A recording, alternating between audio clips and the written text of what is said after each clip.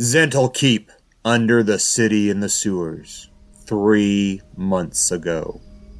Greetings, Hummingbird Wingbeats. Thank you for coming to see me in my humble group.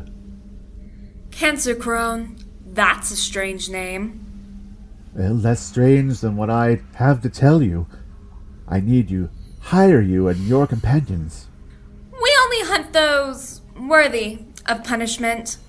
Indeed, and they well deserve it. Look at this scrying pool. Do you see this tiefling? The one they call Athora. See how she starves this traveling mercenary just to power her necklace. That's cruel. Yes, and he became a cursed spirit because of it. Oh. But look here. The barbarian known as Morezi. She trapped this demon in a bear trap just for shape-shifting. Evil he was, yes, and deserved to be destroyed, but she left him there with his healing abilities. His pain will be unending. How monstrous! Yes, oh, and there's more. Behold the dark cleric Birchmanson, disintegrating a combatant just to take her blade. The dragon sorcerer Penton controls a necromantic hut that sucks the blood from its victims. See here, watch them die. No more! Enough! I wish I could stop there, but you must see the worst of it. This one, the hulking shifter known as Osokai. I'm sorry, but he slew your brother, Distant Bells. What? It is so. Your brother bravely tried to stop him with his partner, but he killed them both. And what is worse, see him use that hat of disguise to pretend to be a bear and a nobleman in Masquerade? And now he takes the form of your brother. This Osakai is masquerading as Distant Bells? Why? He plans to slay the Alderman Bezra Baheen in Kalimvor. He knows she trusts Kenku, and the city will be in chaos, letting the armies of Beltrain march in and slaughter any who resist. I need your help, Hummingbird Wingbeats. I need all of you to save Kalimvor. This Osakai, he will die for wearing my brother's face. Wings of Woe, move out! Chafing Armor Podcast, episode 121, On the Wings of Woe.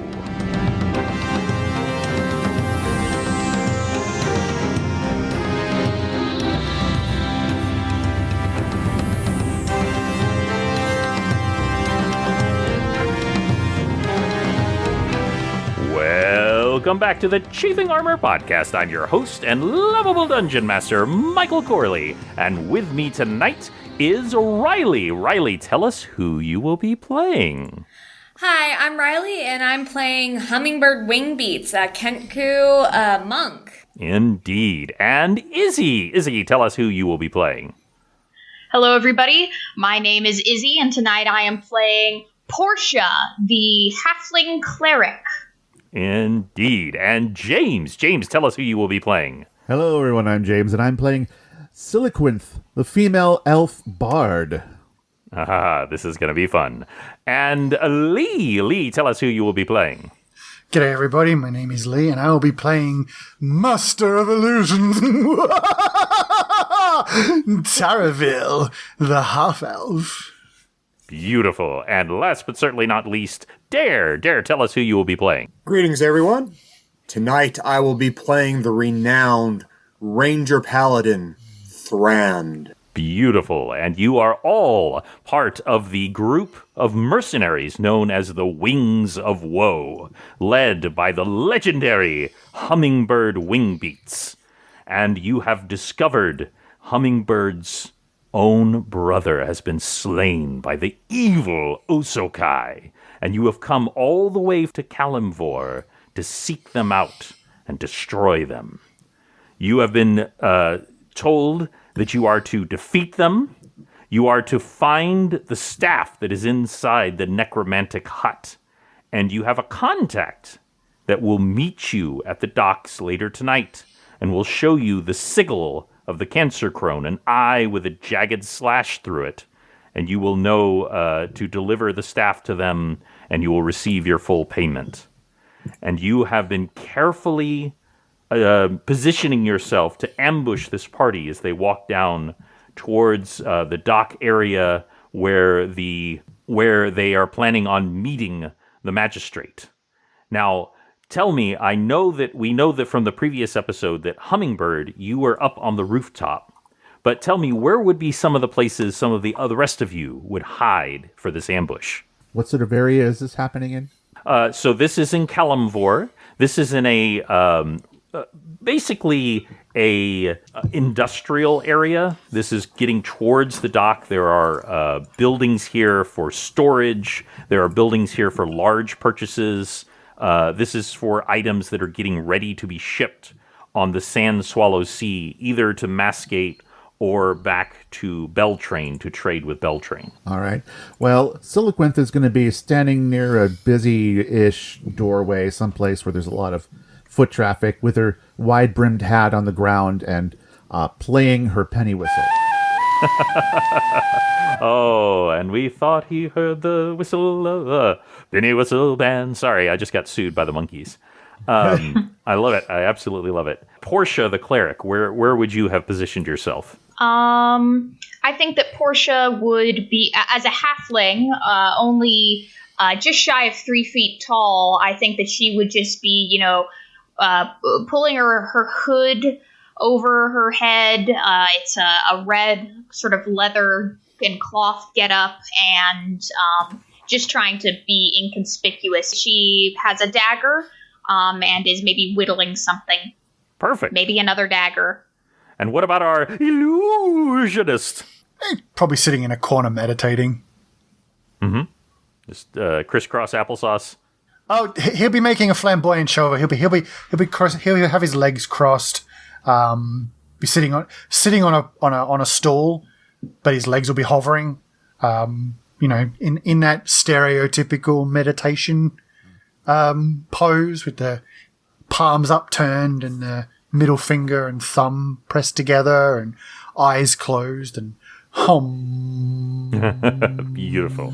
And last but not least, our Ranger Paladin, Thrand. Thrand, being the Ranger Paladin, is going to find a large perch on a stack of crates where he can look down over the walkway and will prepare to address the interlopers that they have come to accost. Perfect. So you all have the drop on these characters, but the signal to begins with you, Hummingbird Wingbeats, as you give out a bird cry that is the signal to attack. And I would love to hear your very best bird cry. Oh, that is beautiful. I love it. And with that cry, I need everyone to roll for initiative. These headphones are too good. Oh, that one got you. That one got me. 16. 16 for our cleric. Yes. Okay. And for Hummingbird? Natural 20. Well, Natural 20. Very nice for Hummingbird. Wingbeats. And for our bard, for Siliquinth. close enough. Yes. It's a measly 8. Thrand got an 11. An 11 for Thrand. So, we are ready to begin. The Hummingbird, you are up on the rooftop, and you've given out the call. And That's you a see this 19 party. for me. Oh, I apologize. I thought I got confused with my illusionist. You cast an invisibility, and I didn't see you. First I skip over distant bells, and now I skip over. Should I just not play anymore? illusionist. Like, this For Thraville. this is your secret way of pushing me out now. That's right. Wait, can y'all hear someone talking? Man, it's actually that I'm just very disorganized. So, Hummingbird, you see the party walking down the street. By the way, just so y'all know, the chicken hut is walking with them. The sorcerer seems to be having some trouble with the hut. It is kind of like phasing a little bit, almost as if it's blurring, like a blink cat or something like that. So there's something slightly wrong with it. But he seems to be trying to deal with that, and the rest of the party is just slightly spread out. When you give out your call, you do see the horrible Osokai, who is disguised as your brother, turn and look directly in your direction, Hummingbird. And now it is your turn. I jump down and go punch him in the face. Okay, so we're going for this imposter Kinku first. Yeah. So roll to attack. We're gonna kill him. 15. 15. Yeah. That will not do it. But I believe you have more than one attack, don't you? Yep, that was the first. Natural 1. Natural Great 1. start. Oh, I'm testing the waters out for this. So just as we do with the 1, I want you to roll your percentage die again. But I'm going to do something a little different. 78. Sudden illness, fall down prone. Now there is actually more things to this, but what happens is you actually fall when in your attack. You actually stumble, perhaps because you're trying to attack the face of your brother, who you love dearly, and it's too much. Now there actually are more things to this, but I'm not going to apply them. But you have a -2 to your armor class for the next 1 round. So you've just gone pow and hit the ground.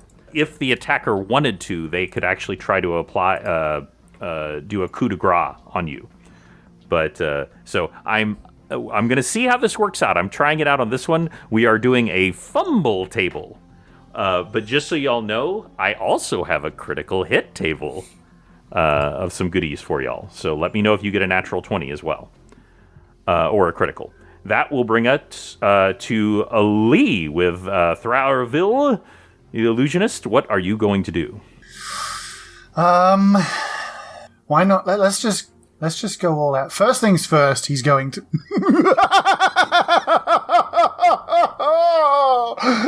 It's a nervous tick, and then he's going to cast Black Tentacles. Ooh.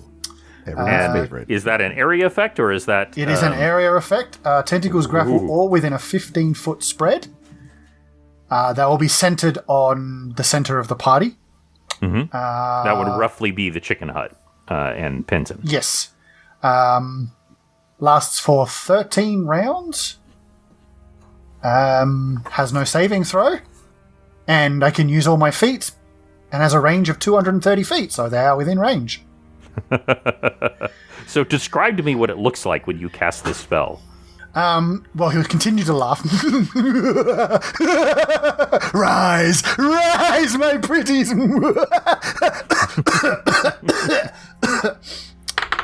And that's a nat 20. What is the effect of these black tentacles? It just says tentacles rise and grapple all within 15-foot spread. Okay, so they are grappled.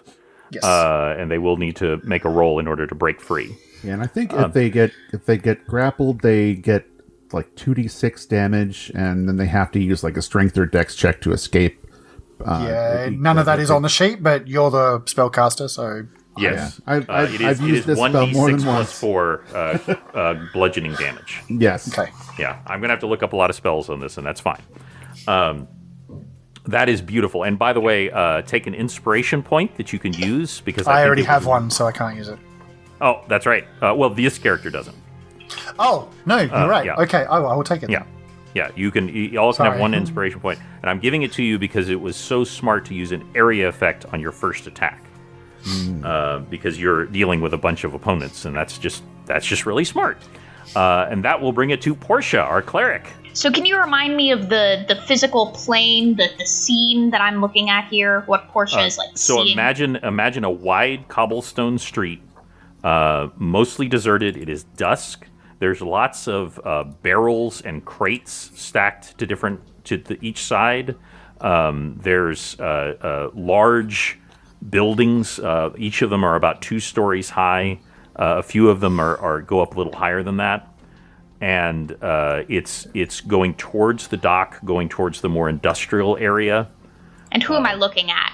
You are currently looking at the Chicken Hut party, and they have all been wrapped up in the black tentacles that you recognize so well from your illusionist partner.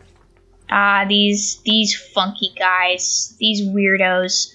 All right, I am preparing a spell. And as Izzy looks through the player's handbook spell guide, you start to see a sort of gnarly, a horrid, gnarly portal start to open up underneath a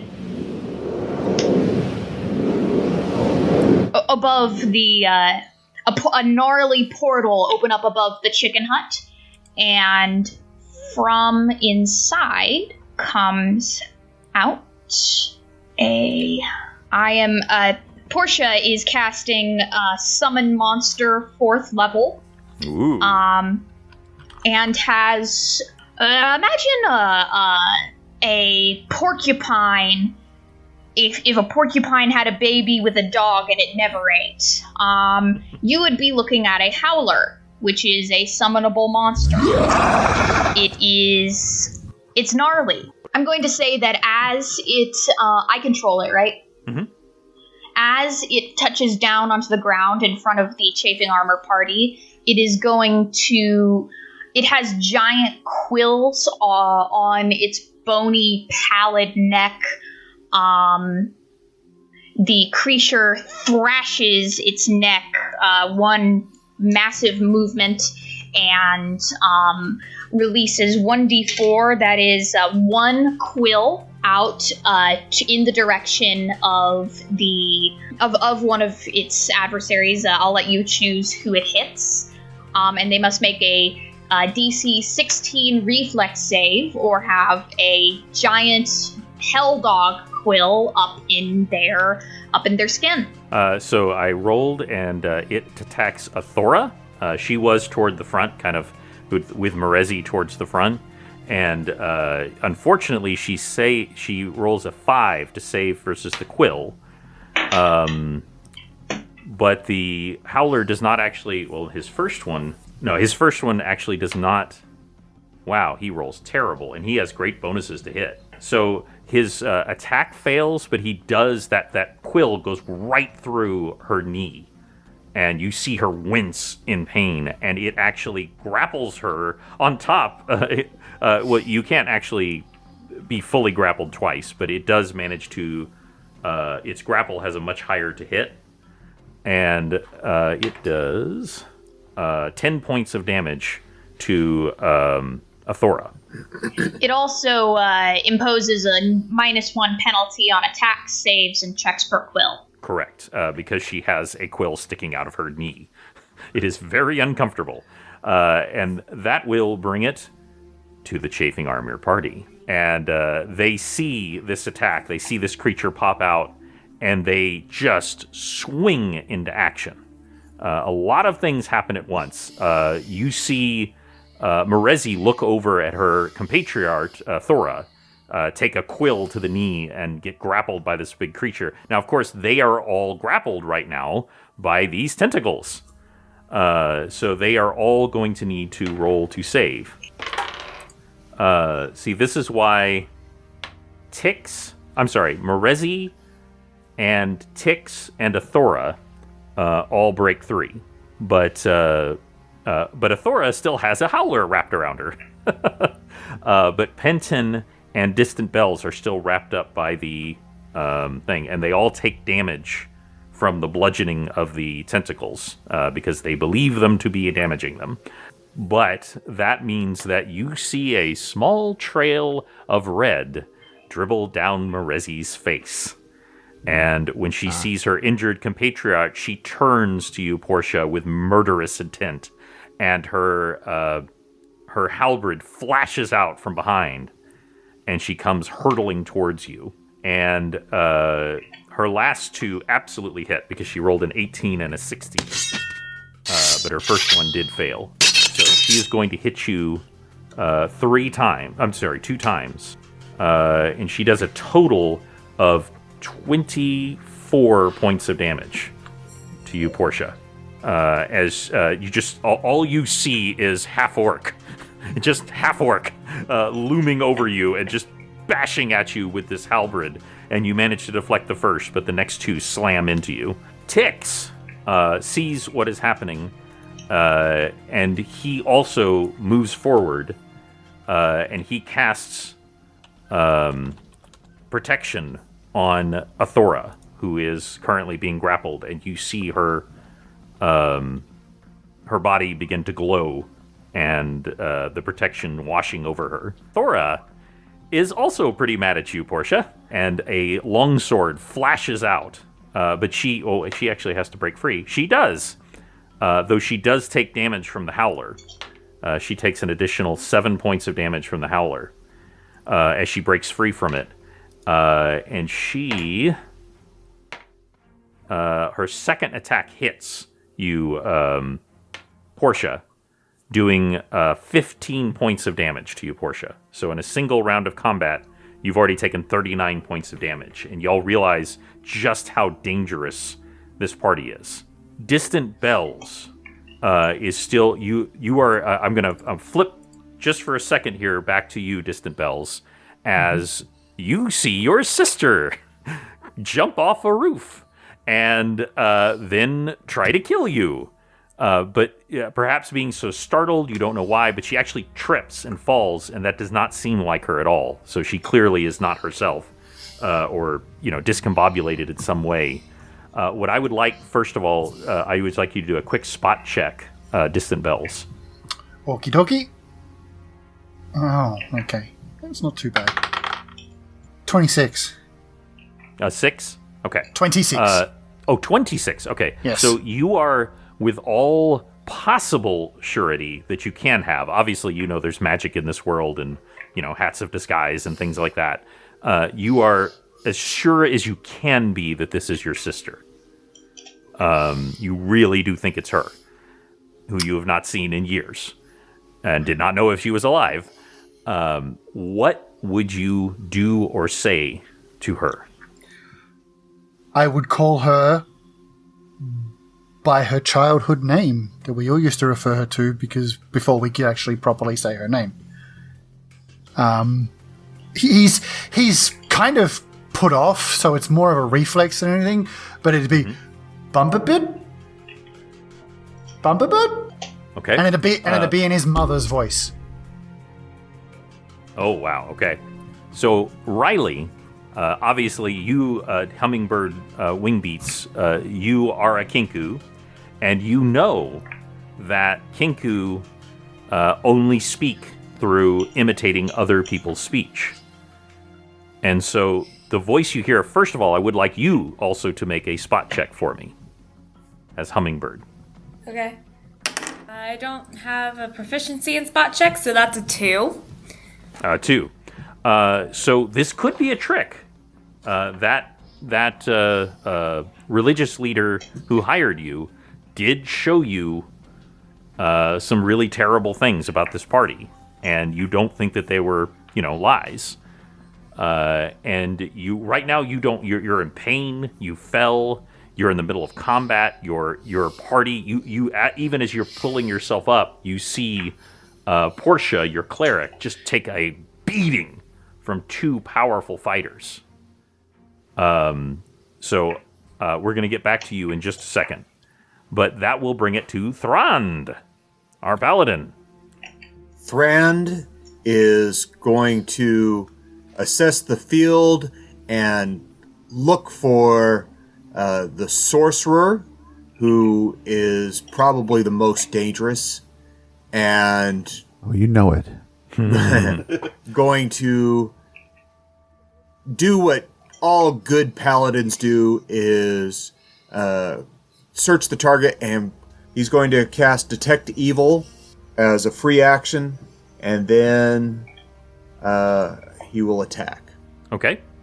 So you cast Detect Evil, and anyone who's looking at you, your eyes actually glow like a golden color for just a moment. And there's like a spectrum shift, like a Predator almost type of thing, where you see this overlay, and anything that's evil just glows like a dark red color, like an angry red color.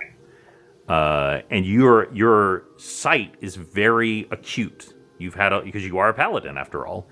But what you see for a moment, you see evil in this gnome. You definitely see evil there. And then your eyes, I would like you to make a spot check for me. Okay. Tonight's the night of spot checks. And that is a 27. Okay, so, you are so good at discerning. What you realize is you initially think that this gnome is evil. But what you realize is it's actually his weapon that he's holding is giving off an evil aura. But not the gnome itself. And you're actually surprised because none of the other participants are giving off an evil aura. Even the necromantic hut is not giving off an evil aura, though it has this kind of weird, strange aura, perhaps because of its origins. And now, what would be your attack? So still knowing that the sorcerer poses the most danger, Thrand is going to throw his first javelin at the sorcerer. Mm-hmm. And see if he hits him. First attack is a natural 20. Wow. Of course. So that is 1d6 damage plus... Let's see. 1d6. That's still. Plus 5, right? Yeah. Okay. And I would also like you to roll the percentage die. Okay. So that's a total of 7 points of damage, and then that is a 70. 70. Massive blow, extra 30% of damage. 2 more points of damage. 9 on the first attack, and so I have 2 more attacks. Next javelin throw. Jeez. Uh, He won't be the only porcupine in the field. that is a 15. Nope. Okay, and third attack. That is a 22. That will hit. And that's with his long spear. So that's 1d8 plus 5. Okay, so that's 10 points of damage. 10 points of damage. Okay.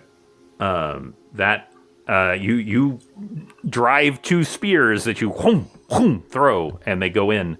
And he does not seem to care for it. He was actually just stepping out of the hut as things started to ramp up when he was caught by these tentacles, and then he just couldn't get out of the way, and so he managed to deflect one with his staff, but the other 2 struck him, and it definitely hurt. And that will bring it to our illustrious bard. All right. Well, these people are obviously very dangerous, judging by the attacks that they've been able to manage so far. And one of them is raging. So, why fight them when you can get them to fight each other? So, she's going to cast Song of Discord, which is a DC 20 will save. And if they fail, everyone that's involved starts to fight each other instead of the enemy. And what is the save? It's a DC 20 save, will save. I have to chime in. I'm very nervous that the DM is rolling for our characters now. It's a problem. It's a problem. It's a problem. That's interesting that it worked that way. Okay. Perhaps because you're so focused on your sister, Distant Bells, when this discordant song screeches through, and perhaps because of your innate imitative ability, you're able to kind of fight off this. And definitely because of your magical nature, both Penton and Tix are able to resist the effects. But Morezi and Athora both turn, and they are right next to each other, and they begin to attack each other. Oh, this is great. The two most brawny and beefy characters begin to fight each other. Well, that was worth it.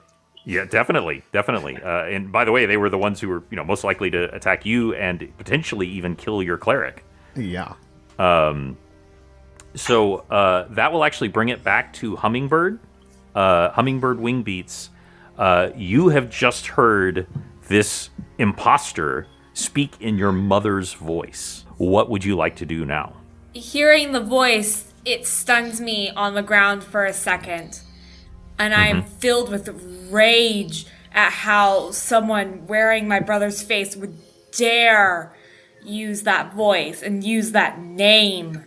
And how they even figured it out baffles me. But I'm too consumed with the rage of the thought that someone is using my brother's face.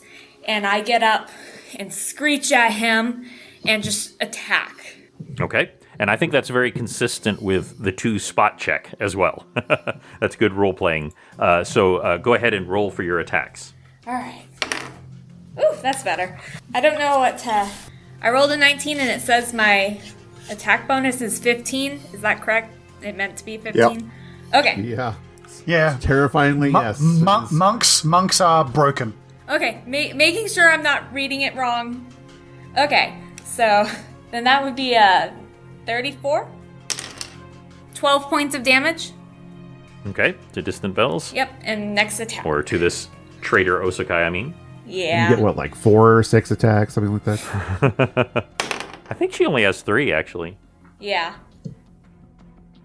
Only. Well, That's a she can do... 28 to hit. That will hit. 9 points of damage. Okay. That's 21 points of damage. And last attack for this round is a 17. Does 17 beat his armor? No, it does not. I was going to say, I don't think it did. So that last one he is able to cut out of the way. Now, are you using a weapon, or are you just beating the crap out of him with your awesome monk skills? I'm kind of just beating the crap out of him. My character is so angry. And are you saying anything while you're doing this, or are you just I'm like kind in of an just incandescent bird rage? screeching at him. Like, he's wearing the face of my brother. How could I? There's no words to describe what he's doing. I'd rather just punch him to the ground and make him pay for that. Beautiful. I love it. And now we come back to our wonderful illusionist. All right.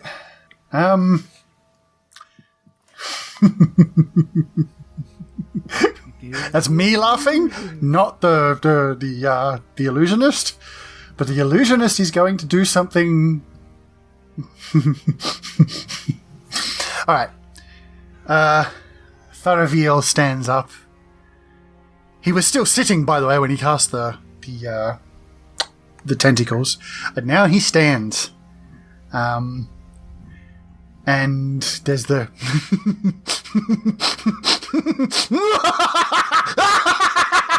and he casts Greater Teleport on Audrey. Oh my god.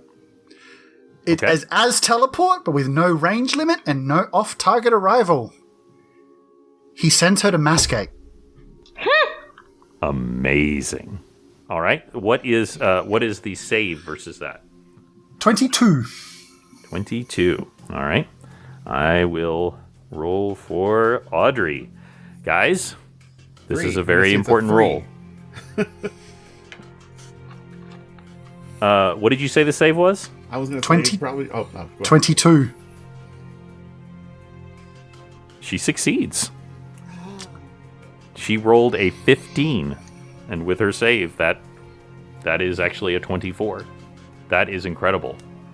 Chalk it up to being slightly out of phase, maybe. Oh, yeah, I was going to say that you actually succeed in locking on to Audrey and starting to. By the way, I want y'all to know this. I would have let that happen.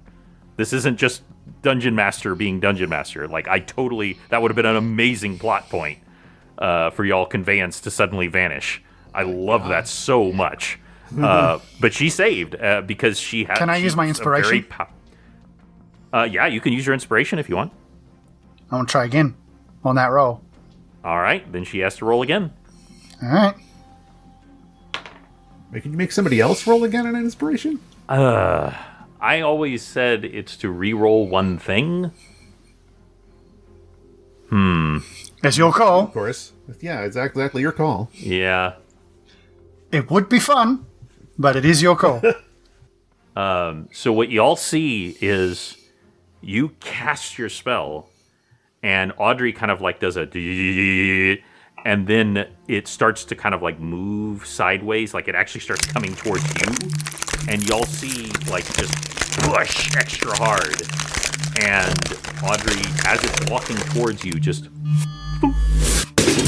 out of existence.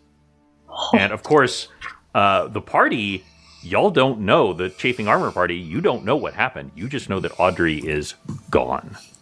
And that is incredible. The entire point was to capture the staff. Now, this is a very non-conventional way of capturing the staff. But there also was some other things to consider that we'll get to in a moment. But you succeed. Also, remember this, guys, because I used it against you just now. That is now canon that y'all can use your inspiration to make a villain re-roll. Okay, All so right, since I allowed that, that is now canon. That is incredible. I almost want to award you another inspiration point, but I'm not going to. It's fine. I don't deserve it. But that is, y'all see some really incredible spellcrafting, and Penton, actually, you really recognize that this is an expert caster, that they were able to push through the resistances of Audrey, that it shouldn't have worked, but it did. Portia, it is your turn, our cleric. All right. And you do have the Howler. You can command it what to do and still take your own action. All right. I'd like the Howler to go after. I'm gonna say I see this dude who looks squishy. This Penton character. Mm-hmm. He is going to go at Penton with his bite attack. Let's see. Now, do keep in mind that the thing will potentially get caught by wriggling tentacles, because it's, Yeah, they don't discriminate. Yeah, it's true. Whoever's there. If you're in that area, they're going to get you. That's true. Okay, it's going to throw its various quills. Let's see. This time it will throw 2 quills out. If Dad wants to decide who will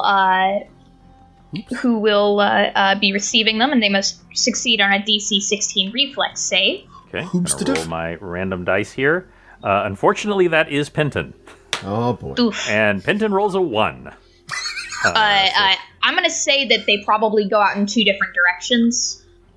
Okay, that's fine. So I'm going to roll again, and that is Distant Bells that the other one hits. And he does save.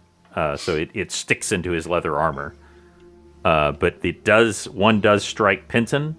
I can't remember the damage that they do, the quills. It doesn't actually do damage. Okay, so it's just the -1 to everything. Yeah, -1 to everything, and you'll take 1d6 points of damage to take it out, unless you want to try your luck and pass a DC 20 heal check. Okay. And now your attack. All right. Let's try an inflict spell. Let's see. Target is 1 creature per level, no 2 of which can be more than 30 feet apart. Saving throw is will for... It says will half. I guess that means will for half damage. Mm-hmm. Correct. Alright. She is going to cast a 5th level spell, which is Inflict Light Wounds Mass. Let's see. So since it's 5th level, I assume that means 5 creatures will be taking 1d8 points of damage plus 1 point per caster level. So 1d8 plus 13. And the saving throw will be... Jesus Christ, my 10 plus my wisdom, which is plus 5, touch the spell level, so that's DC 20 to take half of 1d8 plus 13. Only Tix succeeds in half. So what is the total damage? Oh yes, I will roll. Which even is it? D8. It's the diamond one. There we go. Let's see. How's 20 damage feel? I think it hurts quite a bit. It's 41 for Distant Bells. That's 27 for Athora. That's a total, I believe, of 30 for Penton. And that's the first 20 for Tix. And Athora, or sorry, I already said Athora. Merezi is also 20. So you just weave your spell and boom, and like just this shockwave goes through and just slams into everyone. Oh, I'm sorry, Tix took 10 because with his divine ability, he is able to resist the power of your god, but he still takes damage. That is a very powerful spell. Y'all are a very powerful and dangerous group. And speaking of which, that will bring it to the party. Merezi and Athora are attacking each other. Merezi, unfortunately, is rolling by the Dungeon Master. It doesn't roll above a 7. So she does not hit. Athora, who has a -1 to everything, does hit once. And does 15 points of damage to Merezi, so she's taken 35 points of damage. Do they get saves every round to? Yeah, they do get to save, it, but only after they've hit each attacked. other. Okay. Yeah, only after they've hit each other. Exactly. Now they. That's pretty funny, actually. It really is. It really is. They just turn and look at each other and just like, "Oh, you stole my CD." So the last time he was grappled and distracted. Now, you guys see Penton turn towards all of you, and you just took away his hut, and he lifts his staff up into the air, and you hear the crack of thunder. I could do that too. What's that? I could do that too. So I'm going to need Portia. And I'm going to need our wonderful bard and our wonderful illusionist to all make. Is it a reflex saving throw, Penton? Yeah, reflex saving throw. And what is your spell with that with their lightning? I didn't have my spell list pulled up. I got a 25 anyway. Yeah. I'll probably still get hit, but I got a 25. Well, it's half damage with lightning, Right. I believe. That's correct. But Penton would probably add the Bahamut to it. Well, Oh yeah, that's true. he's going to supercharge it. Yeah. Boxcars. Of course I you think the basic is 10 plus will plus spell level plus supercharging. Or 10 plus relevant... cast a level. Yeah, like for me it's wisdom. It's not like I'm making this complicated for y'all. Okay, so it's 18. 18? Okay. DC 18. Whew, So y'all, the rest of y'all need to save with your reflex. What did y'all get? Oh, mine was like a 30. Okay, I think you're good for half. So go ahead and roll lightning damage if you don't mind, just to simplify. Yeah, that I can do. Why isn't the DM rolling this again? 31 points of damage. 31 points of damage? Okay, so you all take 15 points of damage. The dragon scale sorcerer pounds his staff into the ground and says, "Bring her back!" And lightning arcs through all of you. And that's where we'll end Chafing Armor, episode 121. A full all-combat episode, and we're not done yet, folks. We are going to jump right back in at the next episode with this combat and see who will survive. Thank you all for playing. Thank you. Thank you all for listening. Thank you.